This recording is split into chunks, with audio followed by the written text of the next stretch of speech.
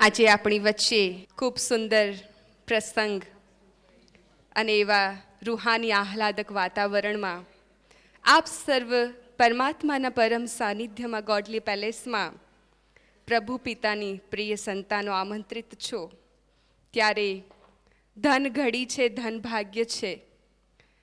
આજે વિશેષ આપણી વચ્ચે પરમાત્માના દિવ્ય રૂહાની ફરિશ્તાઓ આમંત્રિત છે ત્યારે હું નિવેદન કરું છું આદરણીય રાજયોગીની તપસ્વીની જે સ્પેશિયલ માઉન્ટ આબુથી આજે આપણને સૌને વરદાનો અને શક્તિઓથી ભરપૂર કરવા માટે આપણી વચ્ચે પહોંચી ચૂક્યા છે. તો આદરણીય ઉષા દીદીજીને નમ્ર નિવેદન છે કે તેઓ સ્ટેજ પર પધારશે. આદરણીય દીદીજી મહેસાણા સબ ઝોન સંચાલિકા, જેમથી આપ સર્વ અવગત છો એવા દીદીજી, સાથે સાથે આદરણીય કુસુમ દીદીજી પણ સ્ટેજ પર પોતાનું સ્થાન લઈ રહ્યા છે. આપણે સૌ જોરદાર તાળીઓથી આજે આપણા સૌના એ મહેમાનો છે. આ એ પરમાત્માના પૈગંબરો, વિરલ વિશ્વ વિભૂતિઓ છે જે આજે આપણા મંચની શોભાને વધારી રહ્યા છે. આંગણે અજવાસના પગલાં પડ્યા છે, ભીતરે વરસાદના ટીપા પડ્યા છે. આપના સ્વાગતમાં આજે અમારી ઉર્મિઓ ઉભરાઈ રહી છે. અભિષેક થયો જ્યાં આપના પગરવનો, સૂરજ ઉગ્યો જ્યારે આજે ગગનમાં, શંખનાદ સર્જ્યો રૂડા પંખીઓએ નભમાં. પ્રતીક્ષા હતી આપના આગમનની આંગણે, આંગણું પણ આજે સોળે કલાએ ખીલ્યું છે. ભારતીય સંસ્કૃતિની આગવી પરંપરા પ્રમાણે દરેક શુભ શ્રેષ્ઠ કાર્યની શરૂઆત એ પરમાત્માની પરમ સ્મૃતિથી થાય છે. તો ચાલો આજના આ પાવનકારી સ્મરણાંજલિના શુભ પ્રસંગે સર્વશક્તિવાન પ્રાણેશ્વર પરમાત્મા પિતાનું આવાહન કરીએ.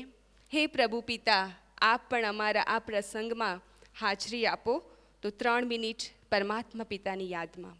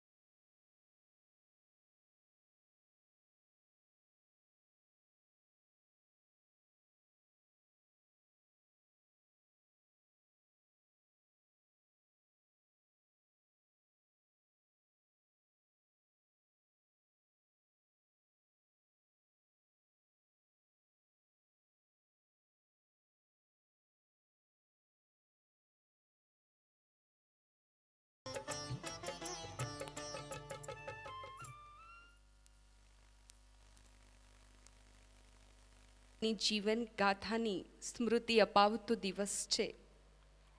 આજનો આ પ્રસંગ એક પુણ્યશાળી વ્યક્તિત્વની જીવન યાત્રાની શ્રેષ્ઠ મધુર સ્મૃતિઓને સ્મરણ અપાવતો પ્રેમ અને ખુશીનો પ્રસંગ છે.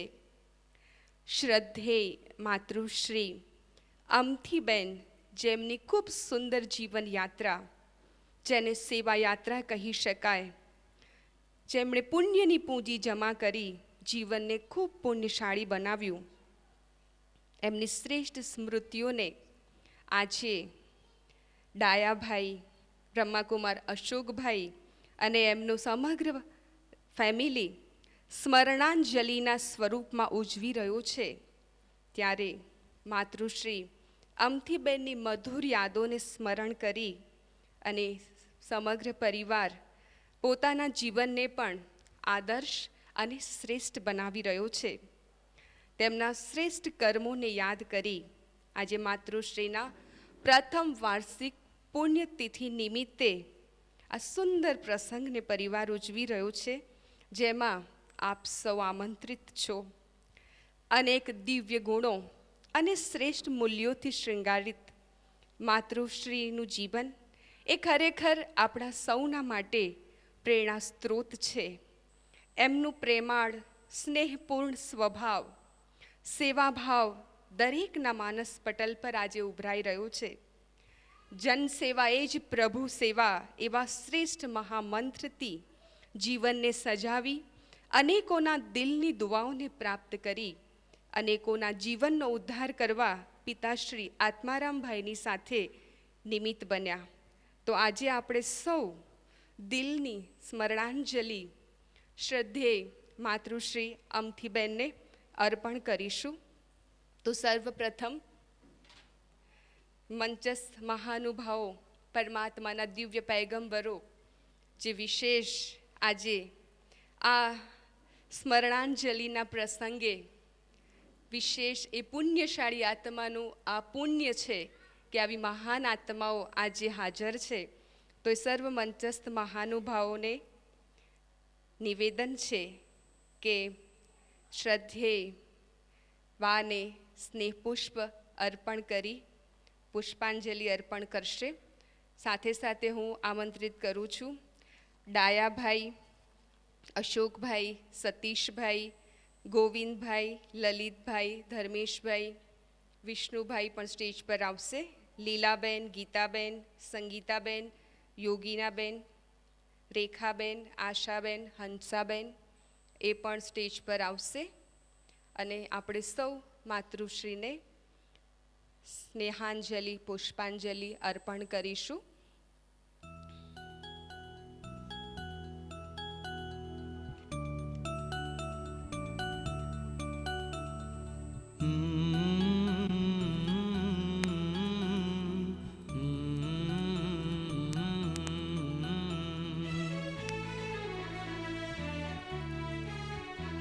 मुझे इस दुनिया में लाया, मुझे बोलना चलना सिखाया। ओ मात पिता तुम्हें वंदन, मैंने किस्मत से तुम्हें पाया। मुझे इस दुनिया में लाया, मुझे बोलना चलना सिखाया। ओ मात पिता तुम्हें वंदन, मैंने किस्मत से तुम्हें पाया।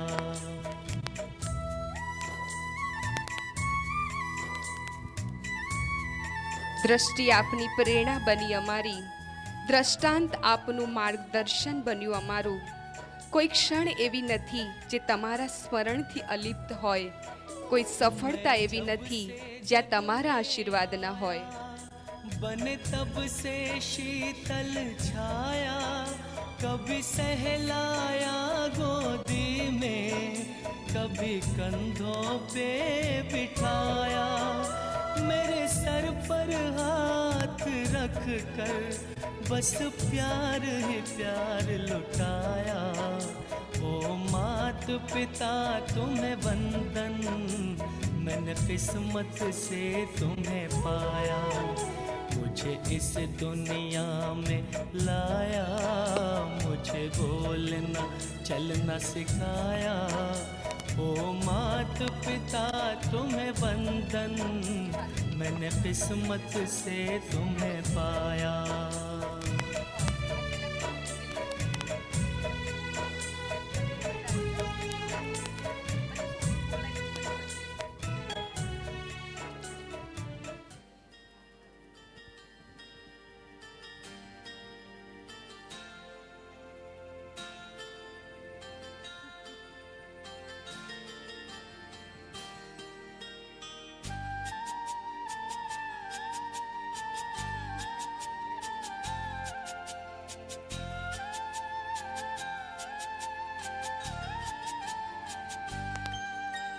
पूजा है तुझको पूजेंगे हरदम, माँ को ही अर्पण है ये मेरा जीवन। मेरी माँ एक मंदिर है और ममता पूजा है, एक वो ही भगवन है और कोई न दूजा है। ये मेरी कहानी है, प्यारी जिंदगानी है। आज हूँ मैं जो कुछ भी, मेहरबानी तेरी है। पूजा है तुझको पूजेंगे हरदम, माँ को ही अर्पण है ये मेरा जीवन।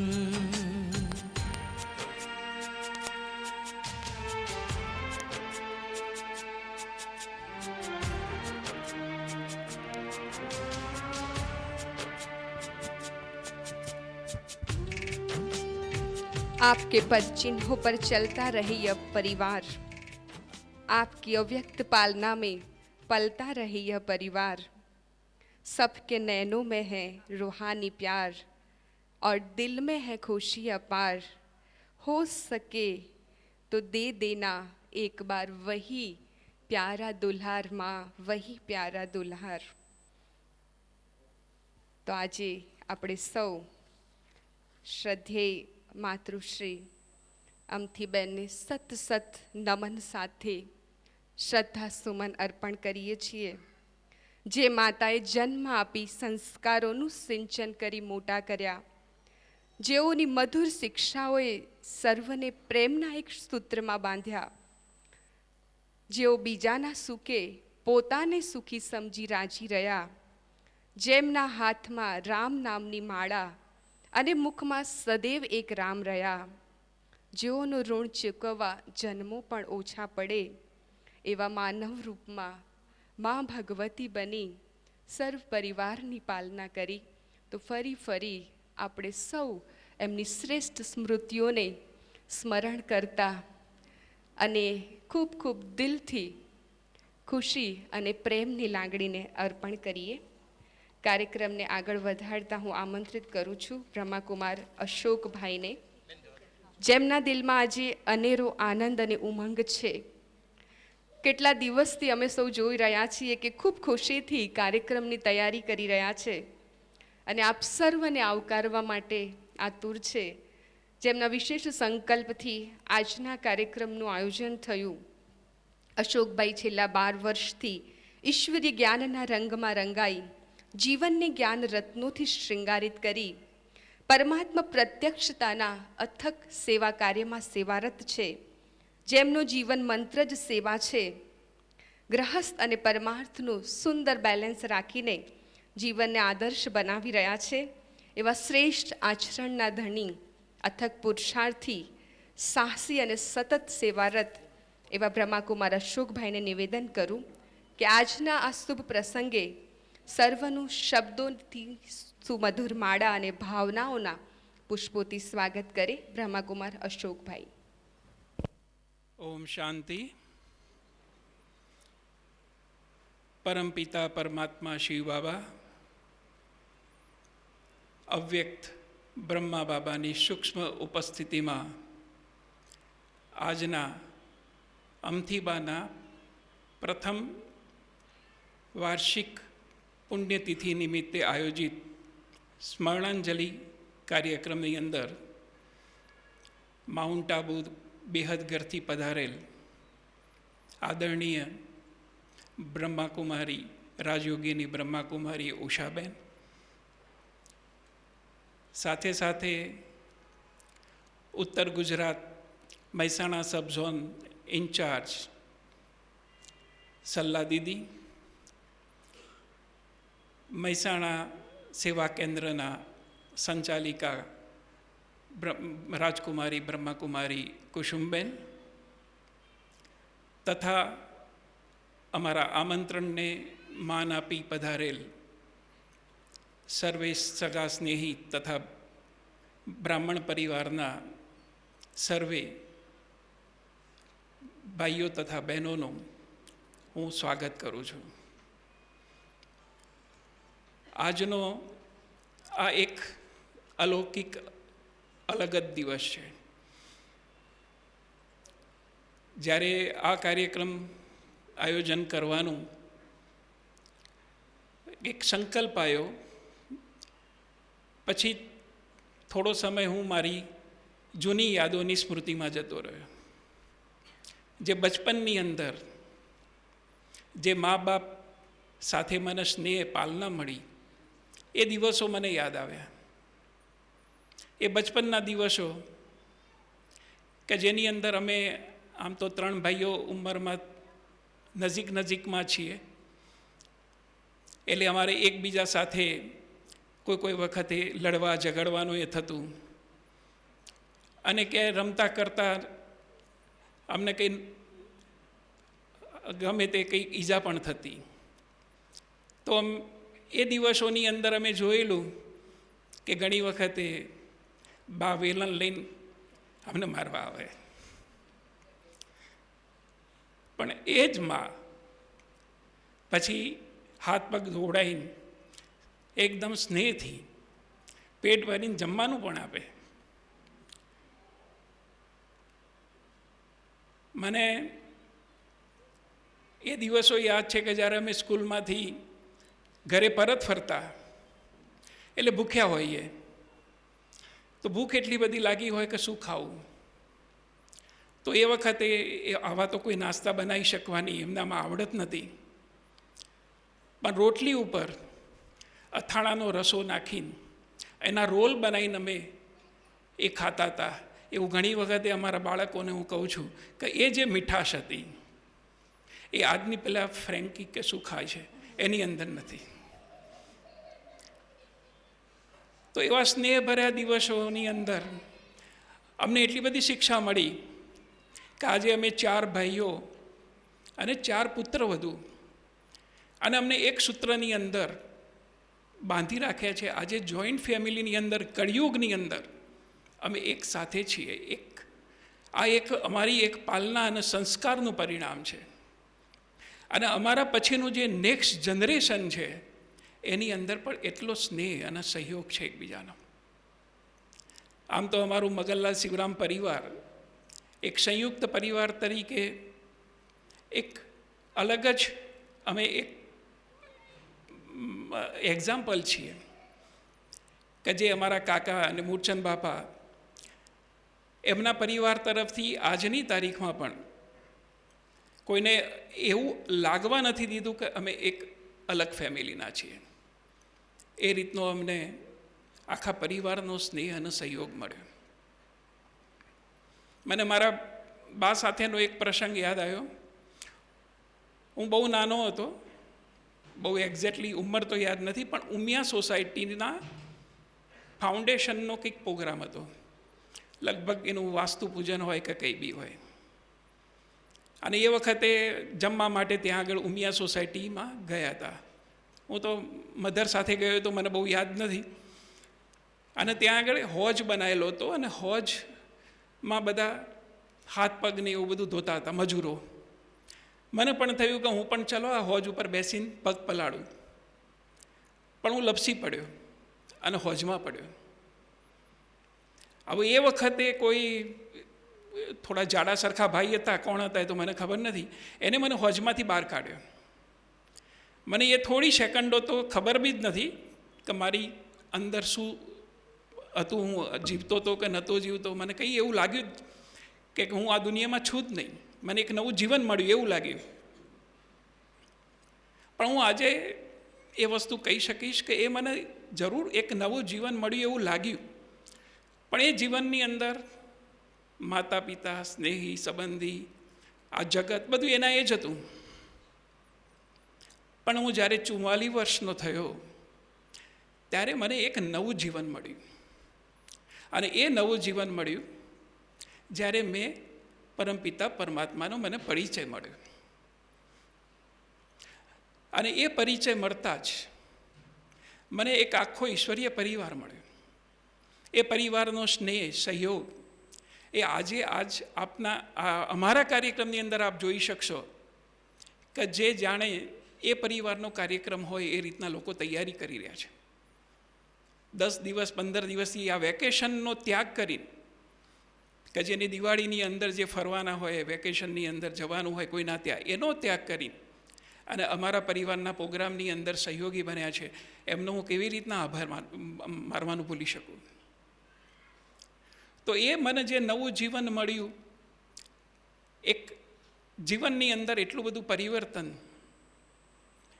કે મને એવું લાગે છે કે હું બધાને કંઈક બાંટતો જ રહું, કંઈક આપતો જ રહું. જ્યારે આ પ્રોગ્રામનું ફાઇનલ થયું એટલે પછી મને એમ થયું કે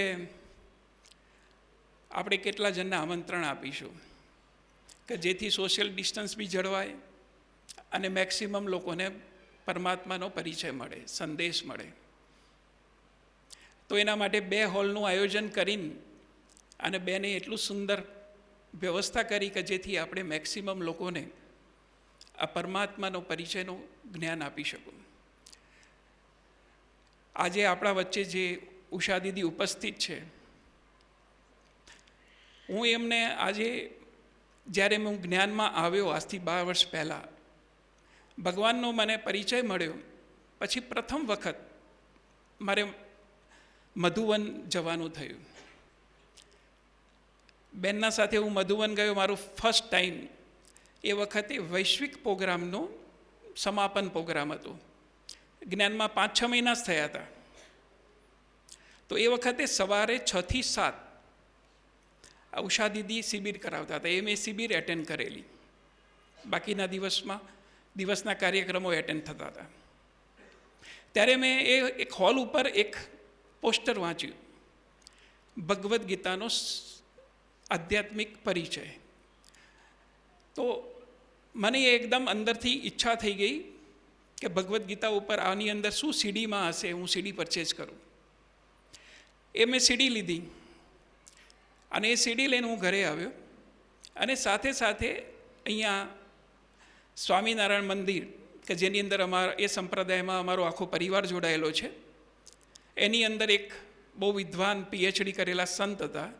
એમના દ્વારા શ્રીમદ ભગવદ્ ગીતા ઉપર જે પ્રવચન હતું એ બંને સીડીને મેં લઈને અને મેં સાંભળી, કમ્પેરિઝન કર્યું. તો એની અંદર જે મને બહુ જ અંદર કહીએ ને કે દ્વિધા હતી કે સત્ય શું છે, તો એટલું બધું સ્પષ્ટ થઈ ગયું. એટલે મારા જીવનની અંદર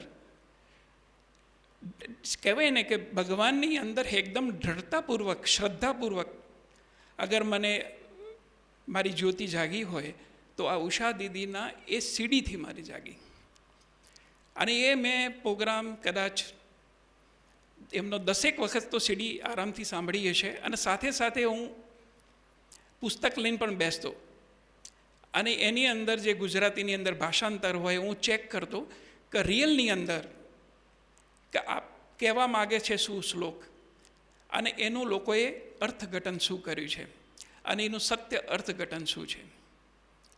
તો જ્યારે મને સાચા ગીતાના ભગવાનનો ઉપદેશ મળ્યો કે ભાઈ પરમપિતા પરમાત્મા શિવ એ જ સાચા ગીતા જ્ઞાનદાતા છે અને એ આ ધરતી ઉપર અવતરિત થઈ ચૂક્યા છે અને મનુષ્યથી દેવતા બનાવવાનું આ એક કાર્ય કરી રહ્યા છે, તો આપણે તો જૂનું વર્ષ હવે પૂરું કર્યું, નવા વર્ષની શુભ શરૂઆત થઈ ગઈ છે. ચલો આપણે સૌ આપણા આત્માનો દીપક જગાવીએ, સ્વયંને ઓળખીએ, પરમાત્માને ઓળખીએ અને પરમાત્માની તરફથી જે આપણે અધિકારની રૂપમાં જ્ઞાન ગુણ શક્તિઓ એ મેળવીએ અને આપણું જીવન ખૂબ સુંદર બનાવીએ, એવી શુભકામના સાથે ઓમ શાંતિ. ખૂબ ખૂબ ધન્યવાદ અશોકભાઈનો. અતિથિ દેવો ભવ એ આપણી ભારતીય સંસ્કૃતિની આગવી પરંપરા છે.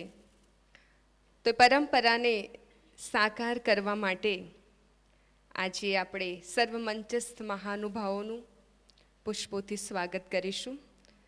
આપણા જ પરિવારના બહેનો મોનિકાબેન, ઋતુબેન અને ભૂમિબેનને હું સ્ટેજ પર આમંત્રિત કરું છું. આજે વિશેષ પરમાત્માના દિવ્ય ફરિશ્તાઓ જે આજે આમંત્રિત છે, ત્યારે આપણે દિલની ઉર્મિઓ અને લાગણીઓથી પુષ્પને પ્રતીક રૂપમાં રાખી અને આદરણીય ઉષા દીદી, આદરણીય દીદીજી અને કુસુમ દીદીનું સ્વાગત કરશું. સૌજન્ય, સભ્યતા અને સંસ્કારને પ્રણામ, ભીતરની ભવ્યતા અને સૌંદર્યને પ્રણામ, શ્રેષ્ઠ પુણ્યશાળી દિવ્ય આત્માઓને પ્રણામ, અચલ અખંડ તપસ્વી જીવનને પ્રણામ. જોરદાર તાળીઓથી આપણે આદરણીય ઉષા દીદીનું ખૂબ ખૂબ સ્વાગત, અભિનંદન કરીશું. મોનિકાબેન એમનું સ્વાગત કરી રહ્યા છે. ઋતુબેન તિલક લગાવી સ્વાગત કરી રહ્યા છે. ભૂમિબેન આદરણીય દીદીજીનું સ્વાગત કરી રહ્યા છે. આપણે જોરદાર તાળીઓથી, ખરેખર આ એ મહાન વિભૂતિઓ છે જેના દર્શન માત્ર માટે પણ લોકો તડપે છે. આજે આપણા સૌનું એ શ્રેષ્ઠ ભાગ્ય છે. सफलता की वर्षा हो रही है सूक्ष्म वतन से, शुभ भावना का तिलक दे स्वागत करते हैं दिल से. स्वागत करने में क्या आनंद आ रहा है, क्या कहे दिल, क्या क्या गा रहा है दिल, क्या क्या गा रहा है. નવલ સંધ્યાએ છલકાયું પ્રેમ અંતરનો, મહેકતા સુરંજામને સ્નેહનું ઝરણું અંતરનું. આ તરંગોની સાદગી ને વળી મુખની મીઠાશ, અંતરના આશીષ ને સાથે દિલના યાદ પ્યાર અને વારંવાર સત્કાર, વારંવાર સત્કાર, વારંવાર સત્કાર. આપ સર્વનું પણ ખૂબ ખૂબ દિલથી આજના કાર્યક્રમમાં સ્વાગત છે, અભિનંદન છે, અભિવાદન છે. આજે આપ સર્વને એક મહત્વપૂર્ણ વાત બતાવવાની છે અને એ કહેતા ખૂબ આનંદ થાય છે. અશોકભાઈના સૌથી નાના ભાઈ, આપ સૌ તો એમને જાણો જ છો, સતીશભાઈ, કે જેમણે 100 ટાઈમ્સ બ્લડ ડોનેટ કર્યું છે. બહુ મોટી વાત છે, જે ખરેખર ખૂબ જ મહાન કાર્ય છે, શ્રેષ્ઠ પુણ્ય કાર્ય છે, જેનાથી અનેક આત્માઓને જીવન દાન પ્રાપ્ત થાય છે, જે ખરેખર પોતાનામાં જ ખૂબ મોટું ગૌરવ છે. અને ખરેખર આજે એ ગૌરવમય પ્રતિભાથી સંપન્ન બન્યા છે, જે ખરેખર આપણા સમાજનું પણ ગૌરવ છે. તો સમાજ વતી આજે આ પરમાત્માના પૈગંબરો બહેનો એ સતીશભાઈનું સન્માન કરશે. આદરણીય ઉષા દીદીજી, જે ભગવાનના ઘરેથી, ભગવાનની અવતરણ ભૂમિથી આપણી વચ્ચે સ્પેશિયલ ઉપસ્થિત છે, તો એમના વરદ હસ્તોથી સતીશભાઈનું ખૂબ ખૂબ દિલથી સન્માન. આપણે પણ જોરદાર એમનું સન્માન કરીએ. ખરેખર આપના પરિવારની જે પરંપરા છે, જે દાન પુણ્યનું જે કાર્ય છે, એ વારસાને સતીશભાઈએ જાળવી રાખ્યો છે. ખૂબ ખૂબ દિલની દુઆઓ છે, અભિનંદન છે. સાથે સાથે ડાયાભાઈ અને અશોકભાઈનું પણ આજે ઉષા દીદી શાલ ઓઢાડી સન્માન કરવા માંગે છે. ડાયાભાઈ પણ આવશે.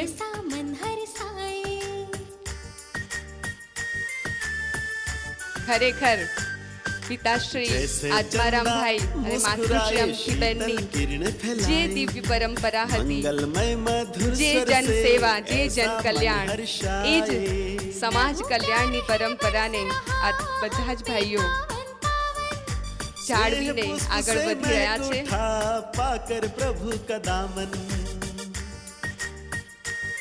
આજે નરેશભાઈને પણ આપણે દિલથી યાદ કરીએ છીએ, બાબુભાઈને પણ આપણે યાદ કરી રહ્યા છીએ. કદાચ એ ઓનલાઈન જોતા પણ હશે.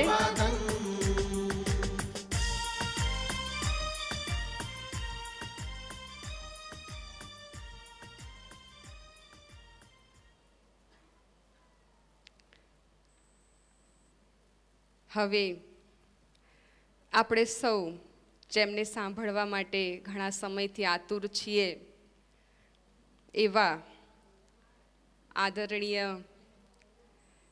સૌના પ્યારા, જે કોઈ પરિચયના મોહતાજ નથી.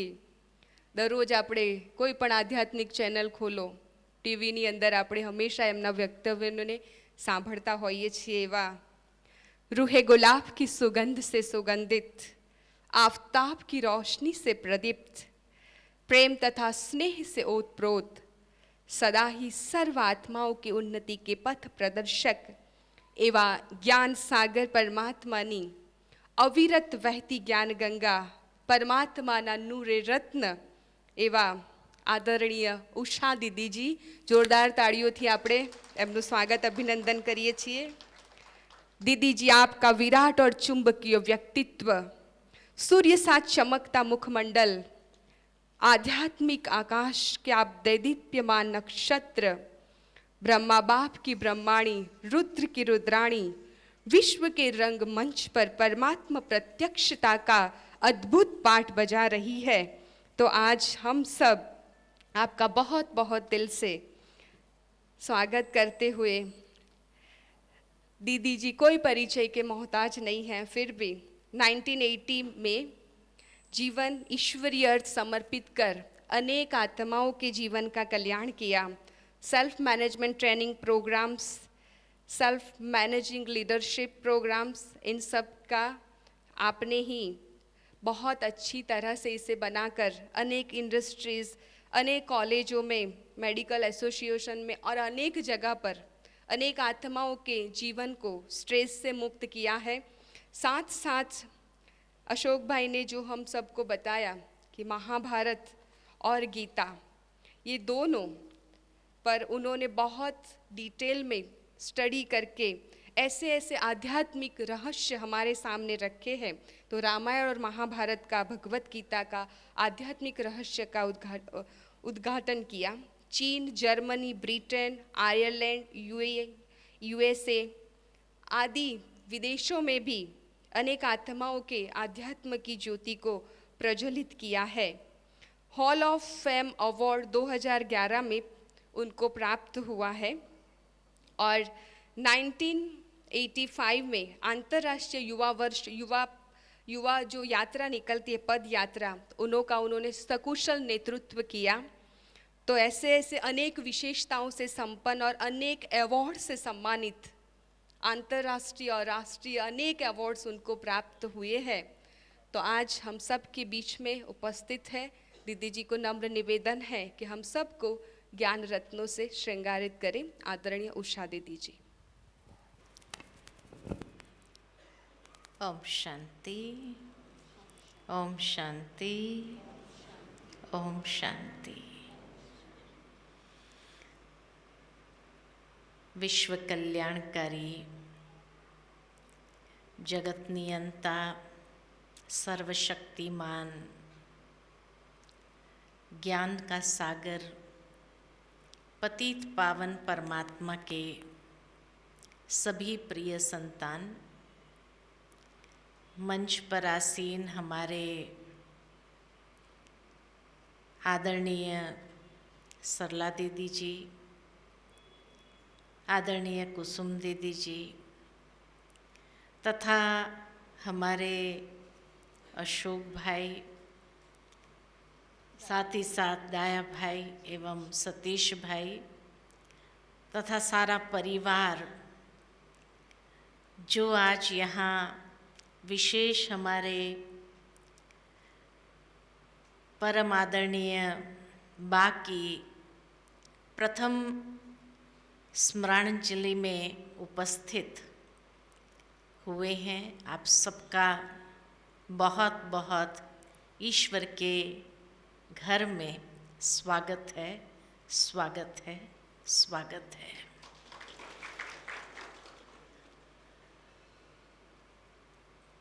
जब कोई भी आत्मा अपने जीवन के अनमोल कर्म के पद चिन्ह हम सबके लिए आदर्श के रूप में छोड़ के जाते हैं कि जिसकी याद से, जिसके स्मरण से भी हमें उसमें से प्रेरणा प्राप्त होती है। आप सभी ने तो बा को बहुत नज़दीक से देखा, अनुभव किया और ज़रूर अपने जीवन के अंदर कोई न कोई उनके कर्म के पुष्पों को संजोया है, समेटा है और उसमें से बहुत प्रेरणाएं प्राप्त की है। जैसे हमारे अशोक भाई ने कहा कि गीता का सार जब उन्होंने सुना तो उस गीता के सार से उन्हें जीवन के अंदर विशेष प्रेरणा प्राप्त हुई, क्योंकि गीता वास्तव में हमें जीवन जीने की कला सिखाती है कि हम अपने जीवन को सदा खुशनुमा कैसे जी सके। आज हर कोई ये चाहता है कि जीवन में सदा खुशी बनी रहे। कोई होगा जो चाहते भाई हमारे जीवन में खुशी न हो। संसार में कोई भी व्यक्ति ऐसा नहीं होगा जो ये नहीं चाहता है कि हमारे जीवन में खुशी न हो। लेकिन मैं यही कहूँगी कि हम सारा जीवन इसी प्रयत्न में रहते हैं कि हमारे परिवार के अंदर, हमारे जीवन के अंदर सदा खुशहाली बनी रहे। खुशी एक नेचुरल जीवन का अभिन्न अंग बन जाए। और वास्तव में गीता हमें उसी की ही कई टिप्स देती है कि हम अपने जीवन को सदा खुशनुमा कैसे बनाएं। प्रथम अध्याय के अंदर तो अर्जुन का एक विषाद है कि जिस विषाद में वो डूबा हुआ है, विषाद कहो या आज के युग में कहो, टेंशन में डूबा हुआ है। और इसीलिए उसके सामने कोई क्लियर पिक्चर नहीं है कि मैं ये युद्ध क्यों कर रहा हूं और ये युद्ध करने से मुझे क्या प्राप्ति होगी। इसीलिए एक प्रकार का तनाव, एक विषाद अंदर में जमा होता गया। ठीक इसी तरह अगर आज के मनुष्य का जीवन देखें तो हर मनुष्य का जीवन भी एक संघर्ष है। कुरुक्षेत्र नहीं लेकिन कर्म क्षेत्र के मैदान में जहां हम कर्म कर रहे हैं, वहां अनेक प्रकार की ऐसी बातें आती हैं जिसके साथ हमें संघर्ष करना पड़ता है, लड़ना पड़ता है, उसको पार करना पड़ता है, उसमें जीत हासिल करना चाहते हैं, विजयी होना चाहते हैं। लेकिन उसके साथ साथ व्यवहारिक रूप में हम कुशल भी रहना चाहते हैं कि इस जीवन रूपी संघर्ष में परिस्थितियों के साथ, समस्याओं के साथ लड़ने के बावजूद भी हमारी व्यवहारिक कुशलता बनी रहे, सबके साथ हम बहुत अच्छी तरह से व्यवहारिक रूप में एक दूसरे के समीप रहे, साथ रहे, स्नेही रहे, सहयोगी रहे, ये भावना भी रहती है। और कभी कभी उसी कशमकशी में हमारी अपनी खुशी गायब हो जाती है, क्योंकि जहाँ कहीं भी हम अगर कुछ बातों में चूक कर लेते हैं तो नेचुरल है कि वहाँ हमारी खुशी गायब हो जाती। अब क्या होगा, कैसे होगा? तो उस समय दूसरे अध्याय में ही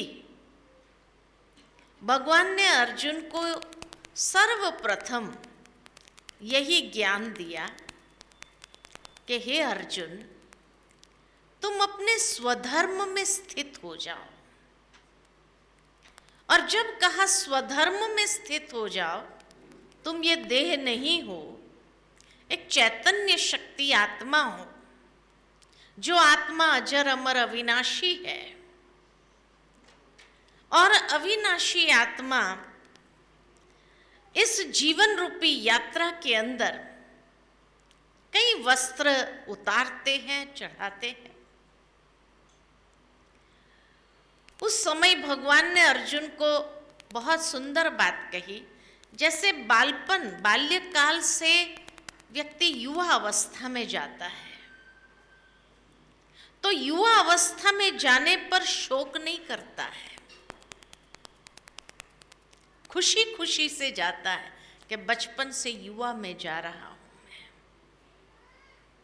युवा से अनुभवी अवस्था में जब जाता है तो उसमें भी खुशी होती है उसको कि चलो अभी मैं अनुभवी बनता जा रहा हूं, कितना अनुभव का खजाना मेरे पास है। शोक नहीं करता है कि भाई युवा अवस्था से मैं ये अनुभवी अवस्था में क्यों जाऊं या नहीं जाना चाहिए। लेकिन ये विभिन्न पड़ाव है जीवन का, और इन पड़ावों से हम गुजरते हैं।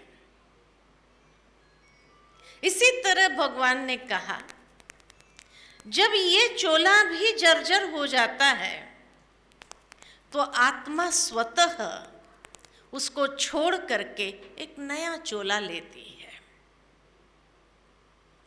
हम सभी भी वही के वही चोले, ये वस्त्र पहनना नहीं चाहते हैं।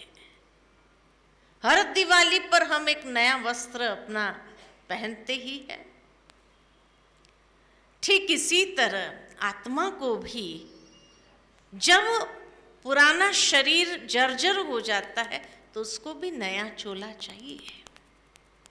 उसमें आत्मा का विनाश तो कहीं नहीं हुआ, आत्मा अविनाशी है, और इसलिए एक चोला बदली करके दूसरे चोले में प्रवेश करती है। तो वहां हम शोक क्यों करें? जब बचपन से युवा में आए तब शोक नहीं किया, युवा से अनुभवी तक की यात्रा में हमने शोक नहीं किया, खुशी खुशी से उन विभिन्न पड़ावों से हम गुजरते हुए उसका जीवन के अंदर स्वीकार करते गए। तो ये चोला बदली करने में हमें शोक क्यों होता है, दुख क्यों होता है? खुशी खुशी से हम उस चोले को भी स्वीकार करते हैं। तो हमारे स्नेही जन हमें खींचते क्यों है कि क्या नया चोला नहीं लेना चाहिए, सदा इसी चोले में रहना चाहिए। इसीलिए अनेक प्रकार के दुख भोगते रहे, इसीलिए वो याद करके हमें दुख प्रकट करके रोते हैं या जाने नहीं देना चाहते। क्या कहेंगे? ऐसा तो नहीं है ना। हर कोई चाहते हैं कि नहीं, उसकी जीवन यात्रा और अच्छे से अच्छी हो, और अनेक आत्माओं के लिए वो ऐसे कर्म करके जाए ताकि अनेकों को उसका अनुभव प्राप्त हो। और उसके लिए जो भगवान ने अर्जुन को कहा है, अर्जुन स्वधर्म में स्थित हो जाओ। अब जब ये स्वधर्म शब्द सुनते हैं तो आज तक हमें यही बताया गया कि स्वधर्म माना ही क्षत्रिय धर्म की बात कही, कि भगवान ने अर्जुन को कहा तुम अपने स्वधर्म यानी क्षत्रिय धर्म को याद करो, और याद करते हुए भी तुम्हें शोक नहीं करना चाहिए क्षत्रिय होने कारण, और तुम्हें लड़ना चाहिए। लेकिन क्या भगवान कोई स्थूल युद्ध की प्रेरणा देता है? नहीं। आत्मा को अपने जीवन रूपी अनेक संघर्षों में विजयी होने के लिए स्वधर्म में स्थित होने का जब कहा गया तो वो स्वधर्म कौन सा?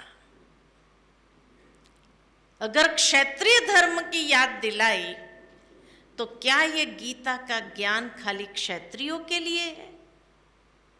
नहीं।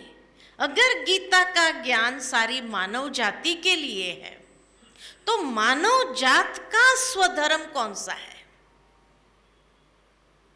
हम सभी मनुष्य का स्वधर्म कौन सा है? तो हर चीज का अपना एक गुण धर्म है। पानी का गुण धर्म है शीतलता।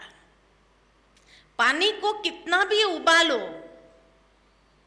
उबाल करके उसको रख दो, कुछ समय में ही उसका शीतल स्वधर्म में, गुणधर्म में वापस आ जाएगा। अग्नि का गुण धर्म है गर्मी। ठीक इसी तरह आत्मा का गुण धर्म क्या है? जिस गुण धर्म में अगर स्थित हो गए तो जीवन का हर संघर्ष विजयी में परिवर्तित हो जाएगा।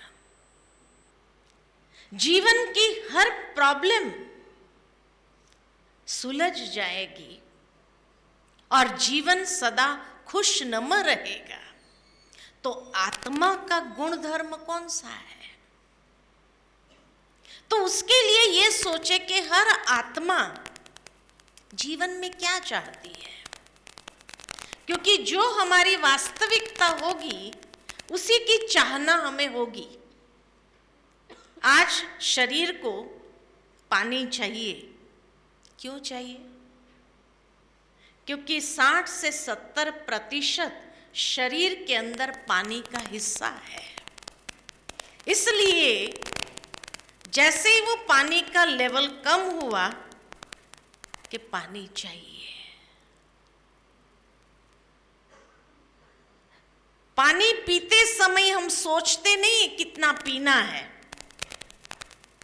लेकिन जैसे ही अंदर का वाटर लेवल बैलेंस हो गया कि अपने आप ग्लास छोड़ देते हैं। ज्यादा नहीं पीते हैं, कल के लिए चलेगा। तो ये शरीर का गुण धर्म है 5 तत्व। इसीलिए वो 5 तत्व की मांग करता है। पानी चाहिए, ऑक्सीजन चाहिए, रोशनी चाहिए, उजाला चाहिए, है ना, भोजन चाहिए। तो ये 5 तत्व की डिमांड करता है, क्योंकि ये शरीर उसी 5 तत्वों से बना है। इसी तरह हर आत्मा को, और ये 5 तत्व भगवान ने एक समान बनाकर रख दिए सारे संसार में, हर प्राणी मात्र के लिए। कोई भेद नहीं किया कि अमीरों के लिए ये क्वालिटी की हवा देंगे, गरीबों के लिए ये क्वालिटी की हवा देंगे। किया कोई भेद नहीं। एक समान, कोई भी जाति हो, धर्म हो, भाषा हो, देश हो, हर एक प्राणी के लिए एक समान। इसी तरह इस चोले के अंदर जो चैतन्य शक्ति आत्मा है, आत्मा को भी जीवन जीने के लिए कुछ चाहिए या नहीं चाहिए? हाँ, चाहिए। शरीर को 5 तत्व चाहिए, शरीर में आत्मा को क्या चाहिए? क्या कहेंगे? क्या चाहिए? हाँ, भजन और भक्ति। क्या मिलेगा उससे? शांति मिलेगी। तो हर आत्मा को क्या चाहिए? शांति चाहिए। दूसरा क्या चाहिए? या शांति मिली बस? और भी कुछ चाहिए कि खाली शांति चाहिए? और भी कुछ चाहिए? क्या चाहिए? हाँ, और भी कुछ चाहिए या शांति बहुत हो गया? शांति मिलेगी तो बहुत हो गई।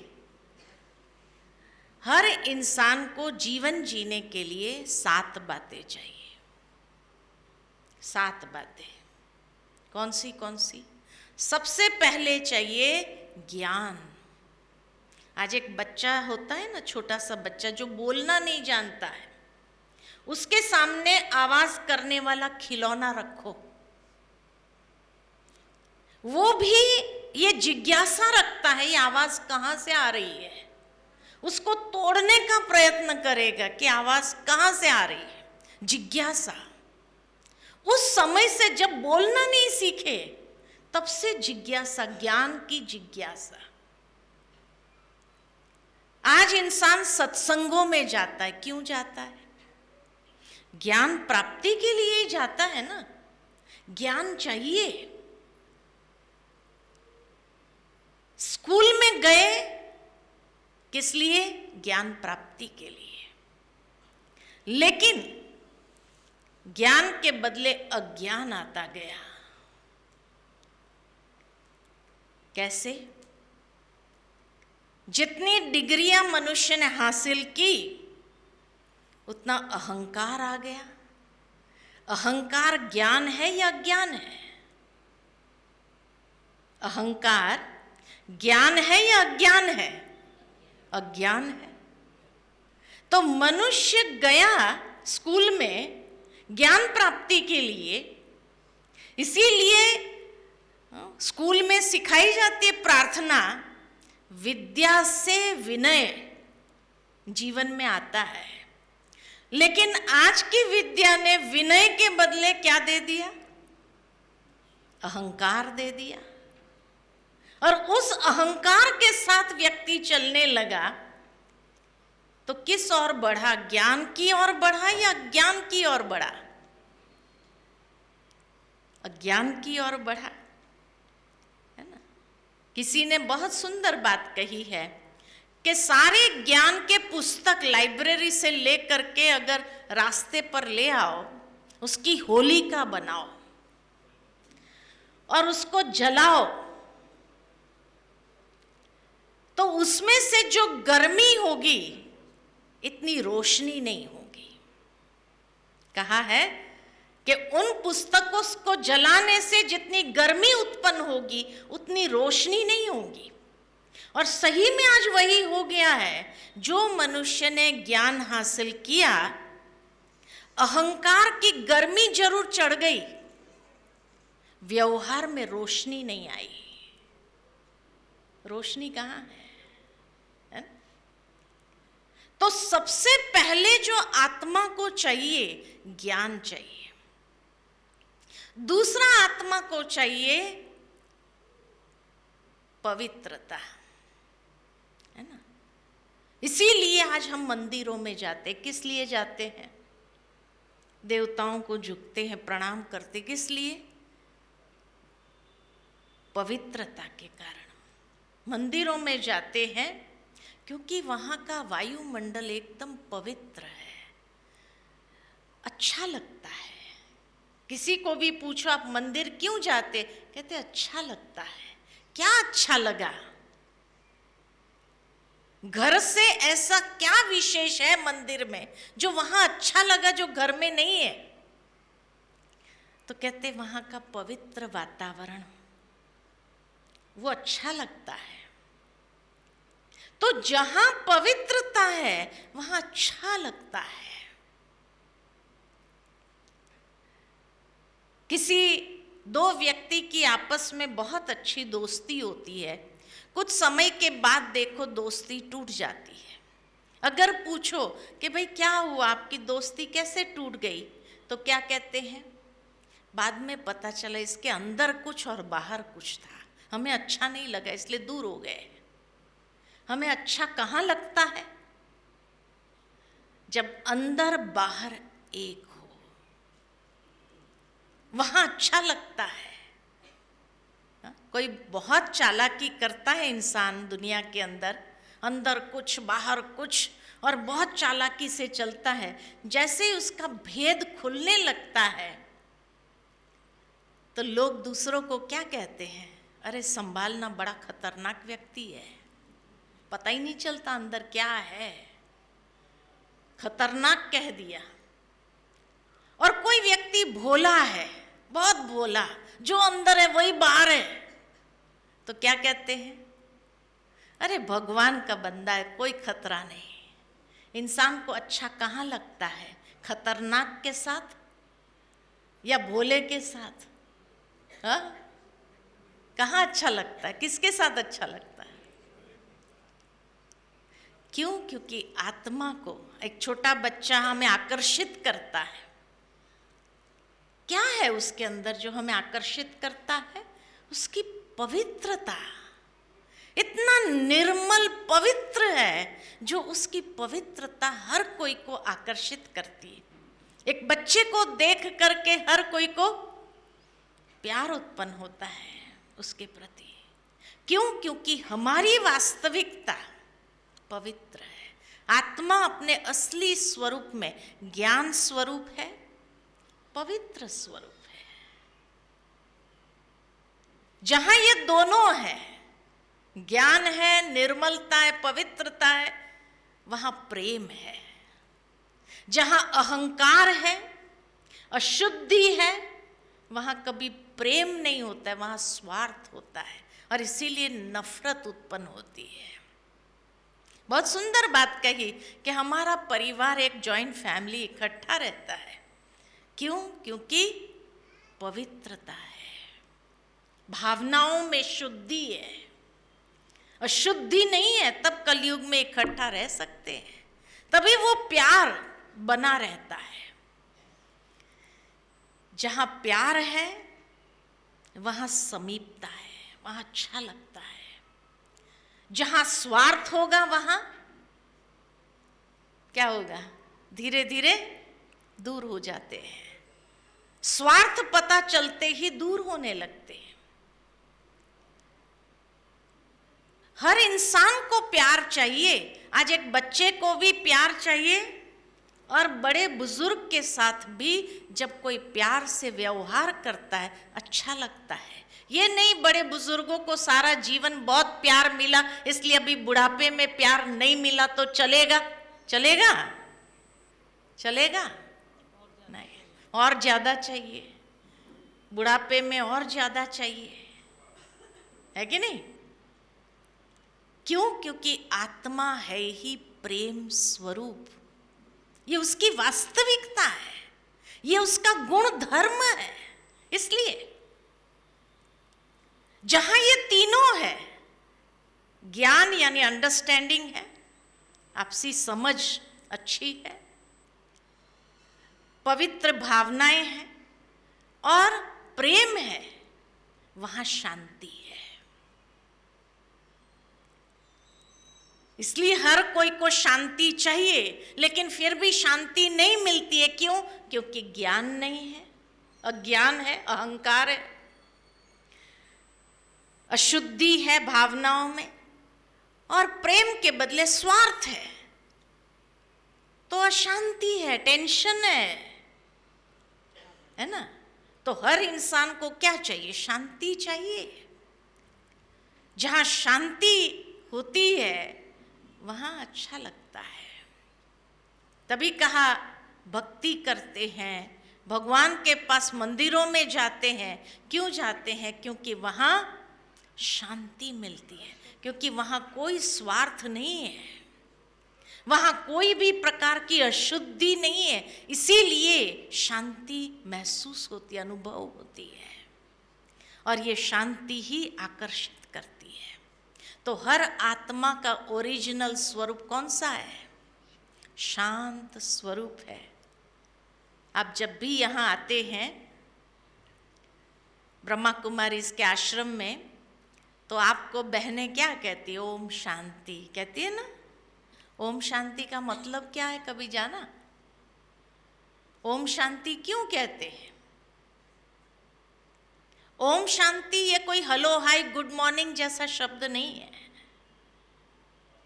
लेकिन ओम शांति, ओम शब्द में 3 अक्षर है, अ उ म।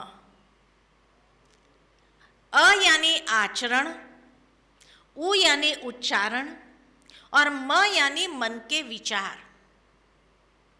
जीवन में अगर शांति चाहिए तो आचरण, उच्चारण और मन के विचारों में शांति लाओ। पहले भाव है, एक बहुत ऊंचा भाव है ओम शांति शब्द में। जीवन का मतलब बताया है। जीवन माना ही मन वचन कर्म, मन वचन कर्म। लेकिन आज मन के विचार और दिशा में है, वाणी और दिशा में है, कर्म और दिशा में है, तो शांति कहाँ से होगी? जहां ये तीनों में एकता है, सुसंवादिता है, हार्मनी है, मन के विचार जैसे हैं वैसे ही वाणी निकले, वैसा ही हमारा कर्म हो, तो शांति है, मन प्रसन्न है, खुशी है जीवन के अंदर, है ना? तो इसीलिए हर इंसान शांति चाहता है, लेकिन शांति के लिए ये 3 चीज पहले जरूरी है, ज्ञान, पवित्रता और प्रेम। वहां शांति है। शांति भी कौन सी चाहिए हमको? जंगल में चले जाओ, बहुत शांति है, वहां कोई है ही नहीं, आवाज करने वाला भी नहीं है, लेकिन वो शांति कितना दिन अच्छा लगेगा?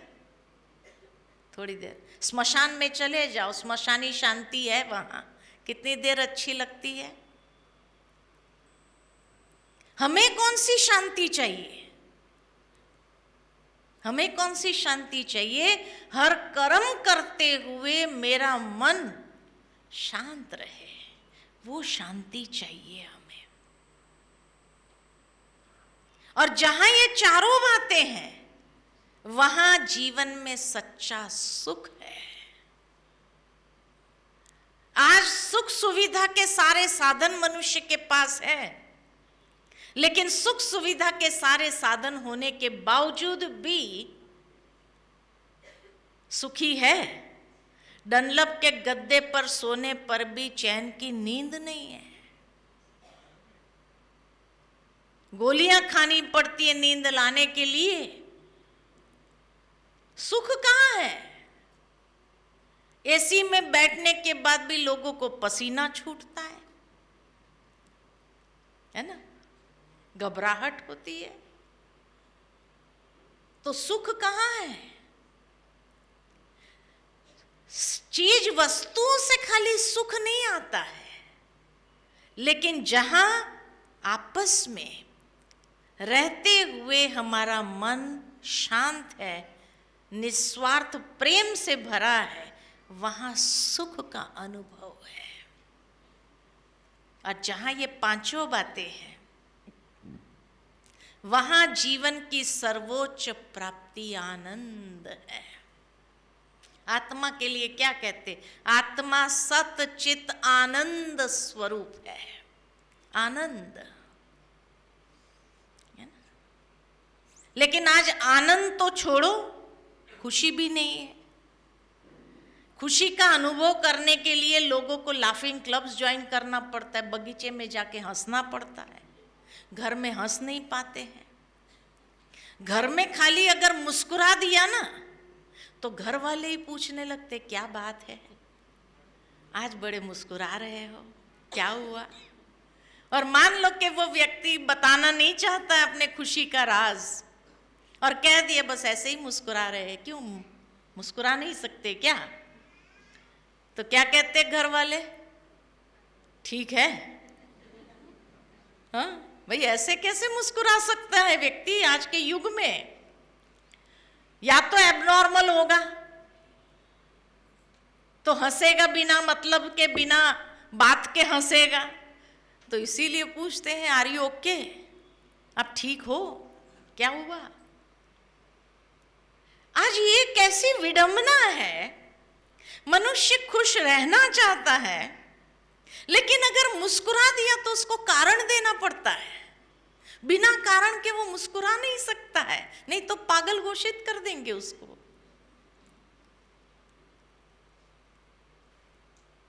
और अगर मानो कि व्यक्ति चेहरा मुस्कुराता हुआ लेकर ऑफिस में चला जाए तो ऑफिस वाले देखकर इशारा करता है, क्या बात है, आज बॉस बड़े खुश है, जो मांगना है मांग लो, हो जाएगा, है ना। एडवांटेज लेना चाहते हैं, इसलिए भी लोग टाइट होकर जाते हैं, कहीं कोई एडवांटेज न ले हमारा। सोचो कैसी दुनिया हो गई है। खुशी हमारी एक नेचुरल स्वरूप है, लेकिन आज उस खुशी से हम कितने दूर हो गए हैं। इसीलिए भगवान ने अर्जुन को कहा है, अर्जुन स्वधर्म में स्थित हो जा। तुम आत्मा का जो गुण धर्म है, ये सातों गुण, और जहां ये 6 बातें हैं वहां 7वां गुण है शक्ति, आत्मशक्ति, विल पावर। आज हर एक को जीवन में क्या चाहिए? शक्ति तो चाहिए। देखो यही 7 बातें हमने भगवान से मांगी, क्या कहा? अज्ञान से हमें ज्ञान की ओर ले चलो। दूसरा कहा, हे पतित पावन, पावन करो, है ना। तीसरा कहा, हे प्रभु तू प्यार का सागर है, तेरी एक बूंद के प्यासे हम। चौथा कहा, हमको मन की शांति देना, है ना। 5वां कहा, हे दुख हरता सुख करता प्रभु, दुख हरो सुख दो। फिर कहा, तू सच्चिदानंद स्वरूप है, आनंद दो। और लास्ट में क्या कहा? इतनी शक्ति देना दाता जो विश्वास कभी कम न हो। कहते हैं ना, लास्ट में धमकी दे देते हैं भगवान को, अगर शक्ति नहीं दिया तो विश्वास कम हो जाएगा, इसलिए हे प्रभु इतनी शक्ति दे दो जो विश्वास हमारा तुम्हारे में कम न हो। यही 7 बातें मांगते रहे भगवान से। ये 7 बातें भगवान कहते हैं बाहर नहीं है, अंदर है। महान आत्माओं ने भी यही कहा, शांति बाहर नहीं अंदर है, सुख बाहर नहीं अंदर है, खुशी बाहर नहीं अंदर है। अंदर से उसको उजागर करके बाहर ले आओ, लेकिन भीतर से उसको कैसे ले आना है पता ही नहीं है। आज मैं आपको एक सिंपल टेक्निक बताती हूं, कैसे हमारा जीवन खुशनुमा रहे। आपको जो चाहिए ना, देना चालू करो। आपको खुशी चाहिए, खुशी दो। देखो हर चीज दे रही है, प्रकृति के 5 तत्व दे रहे हैं, सूर्य दे रहा है, इंद्र दे रहा है ना, पेड़ दे रहे हैं। फिर इसलिए भजन भी गाते हैं, नदी न पिए अपना जल, पेड़ न खाए अपना फल, गाते हैं ना। ये सब देने वाले हैं। सूर्य ने कभी हमसे कुछ मांगा? इंद्र ने हमसे कुछ मांगा? नहीं, दे रहे हैं वो। इतना ही नहीं, मनुष्य की बनी हुई चीजें भी दे रही है। ये कुर्सी मनुष्य ने बनाई जिस पर आप बैठे हैं। आज अगर कुर्सी हटा दिया जाए और सबको नीचे बैठने के लिए कहे तो फिर भी गुजरात में तो बैठ जाएंगे, नीचे बैठने की आदत होती है। लेकिन घुटनों की तकलीफ आजकल हर एक को होगी। 1 घंटा बैठना हो तो बैठ सकेंगे?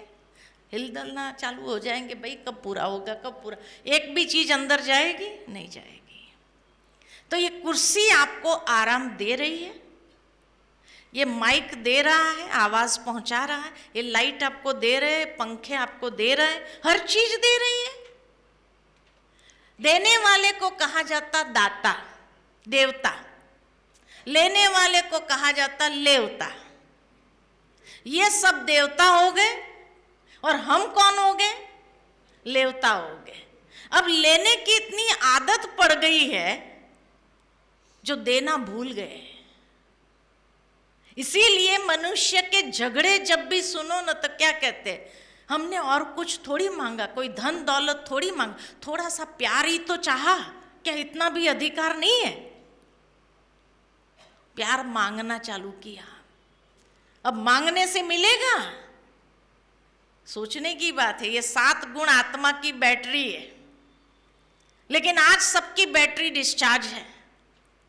इसीलिए हमको चाहिए कोई प्यार दे, कोई सुख दे, कोई हमें शांति दे, कोई हमें खुशी दे, है ना?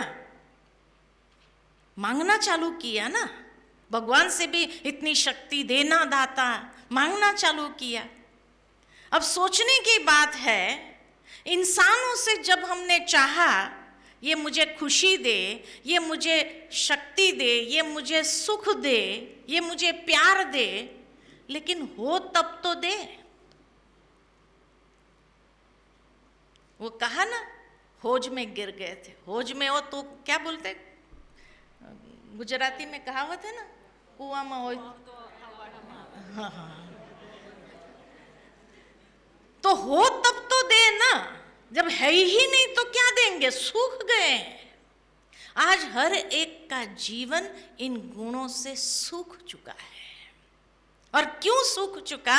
उसका कारण है काम, क्रोध, लोभ, मोह और अहंकार।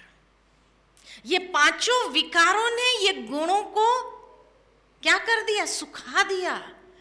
इन भावनाओं को सुखा दिया। इसलिए जीवन में खुशी रही नहीं। लेकिन भगवान हमें यही एक टिप देता है, देना चालू करो। आप किसी को सम्मान दो, क्या मिलेगा? आप देंगे तो मिलेगा। आप किसी को खुशी दो, क्या मिलेगा? आप किसी को सहयोग दो, क्या मिलेगा? सहयोग देंगे, सहयोग मिलेगा। खुशी देंगे, खुशी मिलेगी। किसी को सम्मान दो, सम्मान मिलेगा। जो देंगे वही घूम कर वापस आता है। अगर मुझे प्यार चाहिए तो क्या करना पड़ेगा? प्यार देना पड़ेगा। और देने में खुशी है या लेने में खुशी है? किस में खुशी है? देने में। एक बहुत सुंदर कहानी याद आती है, अंत में सुनाना चाहती हूं मैं, कि एक बार एक राजा के पास बहुत सारी गिफ्ट, राजा लोग इधर उधर जाते हैं या उनको लोग मिलने आते हैं, तो बहुत सारी गिफ्ट हो गई थी।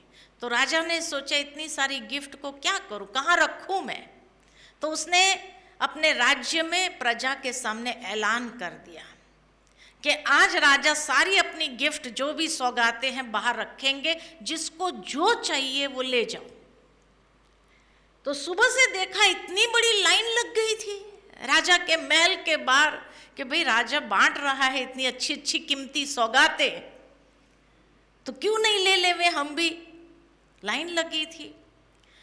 उसमें एक फकीर भी था लाइन में खड़ा।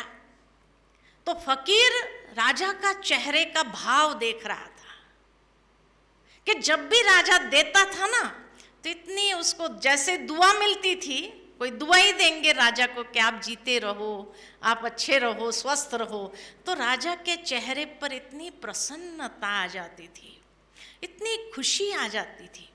तो फकीर ने सोचा इसका मतलब देने में कितना सुकून है, कितनी खुशी मिल रही है। ये राजा के चेहरे के भाव ही बदल गए। अब ये खुशी का मुझे अनुभव करना है। वो तो था फकीर, क्या देवे? उसने सोचा मैं क्या दूं। सोचते सोचते वहां उसका नंबर पहुंच गया, लाइन में आगे एकदम। तो जब आगे पहुंच गया तो उसने पीछे वाले को कहा आप आगे जाओ। तो नेचुरल है जो पीछे वाला क्या कहेगा, थैंक यू करेगा ना, धन्यवाद आपका, आगे गया। तो उसको बड़ा अच्छा लगा। तो उसने क्या किया, धीरे धीरे एक एक को आगे किया। भाई टर्न ही दे दूं मैं अपना, मैं राजा की तरह इतनी बड़ी चीजें तो नहीं दे सकता, मैं अपना टर्न दे दूं। तो जिसको पीछे आता था उसको आगे जाओ, आप आगे जाओ, आप आगे जाओ, तो जो जाता था थैंक यू करके, धन्यवाद करके, उसको बड़ा सुकून मिलने लगा। अच्छा, दूसरे दिन सारे अखबारों में छप गया कि राजा ने इतना कुछ दिया और लोगों ने इतना प्रसन्न होकर के उसको दुआएं दी। लेकिन इस लाइन के अंदर एक फकीर था जो हर एक को आगे करता था और आगे करते हुए लोग उसको भी दुआ दे रहे थे। जब दूसरे दिन राजा ने पढ़ा अखबार में, भाई ये फकीर कौन है जो भी देने का काम कर रहा था, और मेरी महिमा से ज्यादा तो उसकी महिमा आ गई। तो राजा को ठीक नहीं लगा। तो दूसरे दिन राजा ने फिर ऐलान किया कि आज फिर राजा बांटेगा। फिर सारे लोग आए, वो फकीर भी आ गया। जैसे ही उसका नंबर आ गया है, उसने पीछे वाले को आगे जाओ। तो राजा ने कहा, एक मिनट इधर आ, तेरे को जो चाहिए ना लेके जा, क्योंकि आज फिर नहीं तो अखबारों में तेरा नाम आ जाएगा। मेरे से ज्यादा तुम कुछ नहीं दे रहा है, फिर भी तेरी महिमा हो रही है। तब फकीर ने कहा, मुझे तो कुछ नहीं चाहिए, मैं तो जो आपके अंदर वो भाव था प्रसन्नता का, सुकून का, वो अनुभव करना चाहता था। मेरे पास तो कुछ देने के लिए था नहीं, इसलिए मैं अपना टर्न ही दूसरों को देता था। आप आगे जाओ, आप आगे जाओ करके, और मुझे वो मिल गया जो मैं अनुभव करना चाहता। तो देने में क्या मिलता है? खुशी मिलती है कि नहीं मिलती है? तो देना चालू करो, चीज वस्तु नहीं दो। आज आप किसी को सम्मान दो, किसी को प्यार दो, किसी को खुशी दो, किसी को सहयोग दो। दे सकते नहीं दे सकते? ये चीजें दे सकते? हाँ, बिना खर्चे की ये चीजें तो दे सकते नहीं दे सकते? रोज, हर रोज उठो ना, एक संकल्प करना, आज मुझे सारा दिन कुछ ना कुछ एक चीज देनी है। आज सारा दिन मुझे सहयोग देना है, आज सारा दिन मुझे हर एक को सम्मान देना है। और देखो हर दिन आपका कितना खुशनुमा हो जाएगा, ये अनुभव करके देखो, ठीक है ना?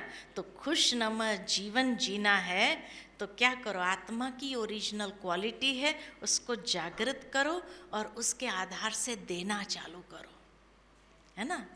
जैसे जैसे देना चालू करेंगे आप खुद में देखेंगे वो मल्टीप्लाई। देने से क्या कहते हैं?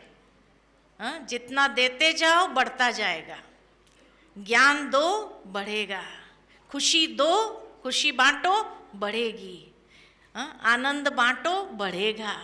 जितना देते जाओ बढ़ता जाएगा, बढ़ता जाए। ये सरल विधि है जीवन जीने, जो भगवान ने अर्जुन को कहा, हे अर्जुन स्वधर्म में स्थित हो जा, तो तुम्हारे जीवन में दुख, अशांति ये सब आएगा ही नहीं, ठीक है ना? तो यही हमें अपने जीवन में लाना है, ठीक है? अच्छा, ओम शांति। ખૂબ ખૂબ ધન્યવાદ આદરણીય ઉષા દીદી. ખૂબ સુંદર આપણને સૌને આત્માનું સ્વધર્મ, સુખ, શાંતિ, પ્રેમ, પવિત્રતા, જ્ઞાન, આનંદ, શક્તિ, શાંતિ, એની દિવ્ય અનુભૂતિ પોતે કરી અને હંમેશા એનું દાન કરતા રહીએ, એ જ સાચી જીવન જીવવાની વિધિ છે અને એના દ્વારા જ જીવનને આપણે ખુશનુમા બનાવી શકીએ છીએ. તો આપ સૌ પણ અવશ્ય આ વિધિને જીવનમાં ધારણ કરી અને જીવનને ખુશીઓથી સંપન્ન બનાવશો.